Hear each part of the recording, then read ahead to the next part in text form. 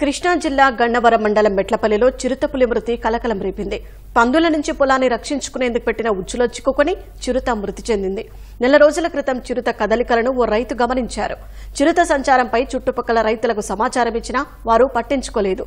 ఎట్టకేలకు ఆ పులి పందుల బారి నుంచి పొలాన్ని కాపాడుకునేందుకు పడిన ఉచ్చులో చిక్కుకొని మృతి చెందింది.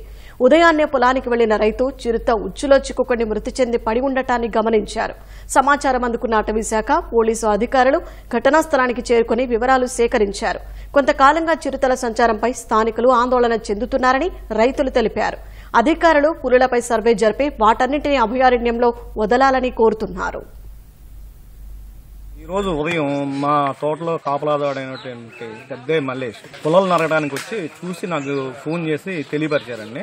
తెలియపరచంగానే మేము ఫారెస్ట్ డిపార్ట్మెంట్ వారికి అందరికీ తెలియపరిచి అలర్ట్ చేసామండి. దీని మీద కొంచెం తగు చర్యలు త్వరగా తీసుకొని ఇంకేమన్నా ఉన్నాయేమో అని ఫారెస్ట్ డిపార్ట్మెంట్ సర్వే చేసి ఏమన్నా ఉంటే వాటిని తీసుకెళ్లి అటవీ ప్రాంతంలో సంరక్షిస్తే బాగుంటుంది అనుకున్నాం. ప్లస్ దీని మీద గ్రామస్తులు కూడా ఆందోళన చెందుతున్నారండి. ఫస్ట్ టైం మేము చూడటం అండి ఇది. కానీ ఇక్కడికి వచ్చాక తెలిసింది ఏంటంటే 2 నెలల క్రితం కూడా సంచారం జరిగింది ఈ చుట్టుపక్కల చేలల్లో అని చెప్పి స్థానికులు చెప్తాం జరిగిందండి. ఈ పులి ఈ రోజే ఇక్కడికి వచ్చినట్టుగా మేము భావించట్లేదు. గత 28వ తారీఖున నా తోటలో కోళ్లన్నిటిని ఏదో జంతువు మరి కుక్కల మందో పిల్లిలో అనుకున్నాను మరి దాడి చేసి సుమారు 20 పైగా కోళ్ళని చంపేసింది.